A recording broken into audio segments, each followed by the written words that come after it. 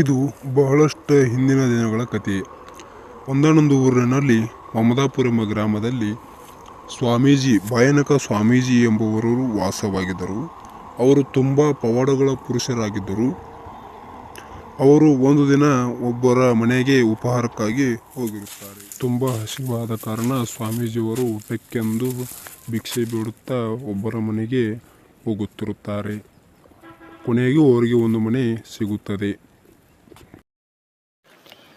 ಮನೆಯಲ್ಲಿ ಯಾರಿದ್ದಾರ? ಹೊಟ್ಟೆ ಹಸ್ತಿದೆ, ತಿನ್ನಕ್ಕೆ ಏನಾದ್ರು ಕೊಡ್ತೀರಾ? ಬಹುತಿ ಭಿಕ್ಷಾ ಅಂದೇಹಿ, ಏನಾದರೂ ಕೊಡ್ತೀರಾ? ಹೊರಗೆ ಬನ್ನಿ. ಭಯಾನಕ ಭಿಕ್ಷುಕ ಇಷ್ಟು ಬೇಡಿಕೊಂಡ ನಂತರ ಮನೆಯ ಯಜಮಾನತಿ ಮಮತಾ ಹೊರಗೆ ಬರುತ್ತಾಳೆ. ಹೊರಗೆ ಬಂದು ಆತನನ್ನು ವಿಚಾರಿಸಿಕೊಳ್ಳುತ್ತಿರುತ್ತಾಳೆ. ವಿಚಾರಿಸಿಕೊಂಡ ನಂತರ ಅವನು ಅವಳ ಬಗ್ಗೆ ಕೇಳುತ್ತಿರುತ್ತಾನೆ. ಆಗ ಊಟ ಉಣ್ಣಲು ಅವಳು ಅವನಿಗೆ ನಿರ್ಧಾರ ಮಾಡುತ್ತಾಳೆ. ಓ ಬನ್ನಿ ಸ್ವಾಮೀಜಿ, ಬನ್ನಿ, ನಿಮಗೆ ಊಟಕ್ಕೆ ನಾನು ಬಡಿಸುತ್ತೇನೆ. ಮನೆ ಒಳಗೆ ನಡೆಯಿರಿ ಸ್ವಾಮಿಯರಿ, ಮನೆ ಒಳಗೆ ನಡೆಯಿರಿ. ಕೈಯನ್ನು ತೆಗೆದುಕೊಂಡು ನಾನು ಊಟಕ್ಕೆ ನಿಮಗೆ ಬಡಿಸುತ್ತೇನೆ. ಒಳಗೆ ನಡೆಯಿರಿ ಸ್ವಾಮೀಜಿ, ಒಳಗೆ ನಡೆಯಿರಿ. ನನಗೆ ತುಂಬ ಹಸಿವಾಗಿದೆ. ಊಟಕ್ಕೆ ಏನಾದರಿದ್ದರೂ ಬಡಿಸುತ್ತೀರಾ? ನಿಮಗೆ ತುಂಬ ಪುಣ್ಯ ಬರುತ್ತದೆ. ದಯವಿಟ್ಟು ನನಗೆ ಏನಾದರೂ ಸಹಾಯ ಮಾಡಿ ಅಮ್ಮ. ನೋಡಿ ಅಮ್ಮ, ನಿಮಗೆ ಒಂದು ಮಾತು ಹೇಳುತ್ತೇನೆ, ಸರಿಯಾಗಿ ಕೇಳಿಸಿಕೊಳ್ಳಿ. ನಿಮ್ಮ ಗಂಡ ಗದ್ದೆಗೆ ಹೋಗದಿರುವ ಹಾಗೆ ತಡೆಯಿರಿ. ಅವ್ರಿಗೆ ಇನ್ನೂ 2 ತಿಂಗಳಲ್ಲಿ ಗಂಡಾಂತರ ಕಾದಿದೆ. ಅವರು ಆದಷ್ಟು ಗದ್ದೆಗೆ ಹೋಗದಿರುವ ಹಾಗೆ ಕಾಪಾಡಿಕೊಳ್ಳುವ ಕೆಲಸ ನಿಮ್ಮದು. ಅವರೇನಾದರೂ ಗದ್ದೆಗೆ ಹೋದರೆ ಅವರು 2 ತಿಂಗಳಲ್ಲಿ ಅವರ ಸಾವು ಅವರ ಕೈಯಲ್ಲಿರುತ್ತದೆ. ದಯವಿಟ್ಟು ಅವರು ಗದ್ದೆಗೆ ಹೋಗದಿರುವ ಹಾಗೆ ತಡೆಯುವ ಕರ್ತವ್ಯ ನಿಮ್ಮದಾಗಿದೆ. ಮಮತಾಳ ಗಂಡ ಹೊಲದಲ್ಲಿ ಎಲ್ಲ ಗದ್ದೆಯ ಕೆಲಸವನ್ನು ಮುಗಿಸಿಕೊಂಡು ಮನೆಗೆ ಊಟ ಮಾಡಲೆಂದು ಹಿಂದಿರುಗುತ್ತಾನೆ. ಸ್ವಾಮೀಜಿಯವರು ನಿಮ್ಮ ಬಗ್ಗೆ ಭವಿಷ್ಯದಲ್ಲಿ ನಿಮಗೆ ಗಂಡಾಂತರ ಕಾದಿದೆ ಎಂದು ಹೇಳಿ ಹೋದರು. ಆದ ಕಾರಣ ನನಗೆ ತುಂಬ ದುಃಖವಾಗುತ್ತಿದೆ. ನನಗೆ ನಿಮ್ಮ ಮೇಲೆ ತುಂಬ ಪ್ರೀತಿ ಇದೆ. ನಿಮಗೇನಾದರೂ ಆದರೆ ನಾನು ಖಂಡಿತವಾಗಿ ಬದುಕುವುದಿಲ್ಲ ಎಂದು ಅಳತೊಡಗಿದಳು. ಅಯ್ಯೋ ಹುಚ್ಚಿ, ಇದರ ಬಗ್ಗೆ ತೆಗೆದುಕೊಂಡಿಯಾ?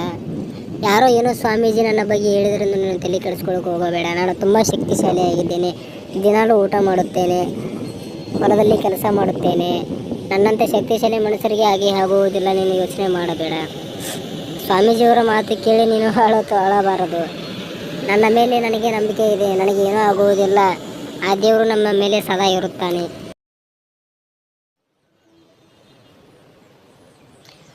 ನೋಡಿ ಯಜಮಾನ್ರೆ, ಸ್ವಾಮೀಜಿಯವರು ಹೇಳಿದ ಮಾತು ನಿಜವಾಗುತ್ತದೆ. ಅವರು ಭವಿಷ್ಯವನ್ನು ನುಡಿಯುತ್ತಾರೆ. ಅವರಿಗೆ ದೇವರ ಆಶೀರ್ವಾದ ಇರುತ್ತದೆ. ಅವರು ಹೇಳಿದ್ದು ನಿಜವಾಗುತ್ತದೆ. ಸ್ವಾಮೀಜಿಯವರು ಹೇಳಿದ್ದು ಖಂಡಿತವಾಗಿ ನಿಜವಾಗುತ್ತದೆ. ಆದ ಕಾರಣ ನೀವು ಕೆಲವಷ್ಟು ದಿನ ಗದ್ದೆಗೆ ಹೋಗಬೇಡಿ, ಮನೆಯಲ್ಲಿ ಆರಾಮಾಗಿ ರೆಸ್ಟ್ ಮಾಡಿ. ಅಷ್ಟರಲ್ಲಿ ಸ್ವಾಮೀಜಿ ಅವರ ಮನೆಗೆ ಬರುತ್ತಾನೆ. ಸ್ವಾಮೀಜಿಯವರು ಮನೆಯ ಒಳಗೆ ಬರುತ್ತಾರೆ. ಮನೆಯ ಒಳಗೆ ಬಂದು ಆದ ಘಟನೆ ಬಗ್ಗೆ ಎಲ್ಲ ಅವರಿಗೆ ಹೇಳುತ್ತಾರೆ. ನೋಡು ಮಮತಾ, ನಿನ್ನ ಗಂಡನಿಗೆ ಸರಿಯಾಗಿ ಹೇಳು. ಒಂದು ವೇಳೆ ವೇದ ಸುಳ್ಳಾದರೂ ನನ್ನ ಭವಿಷ್ಯ ಸುಳ್ಳಾಗದು. ನಾ ಹೇಳಿದ್ದು ನಿಜ. ಅವನಿಗೆ ಇನ್ನೂ 2 ತಿಂಗಳು ಗಂಡಾಂತರ ಕಾದಿದೆ. ನೋಡಿ ಸ್ವಾಮೀಜಿ, ನಿಮ್ಮ ಭವಿಷ್ಯದ ಮೇಲೆ ಖಂಡಿತವಾಗಿ ನಮಗೆ ಗೌರವವಿದೆ. ಆದರೆ ಹುಟ್ಟು ಸಾವಿನ ನಿರ್ದೇಶಕ ದೇವರಾಗಿರುತ್ತಾನೆ. ಅವನು ಯಾವಾಗ ಕರೆಸಿಕೊಳ್ಳುತ್ತಾನೆ ಆವಾಗೇ ಹೋಗಬೇಕಾಗುತ್ತದೆ. ಆದ ಕಾರಣ ನಿಮ್ಮ ಭವಿಷ್ಯವನ್ನು ನಾನು ನಂಬುವುದಿಲ್ಲ. ಇಷ್ಟೆಲ್ಲ ಮಮತಾಳ ಗಂಡನಿಂದ ಆದ ಅವಮಾನದಿಂದ ತುಂಬ ಸಿಟ್ಟಿನಿಂದ ಸ್ವಾಮೀಜಿಯವರು ಅಲ್ಲಿಂದ ಹೊರಟು ಹೋಗುತ್ತಾರೆ.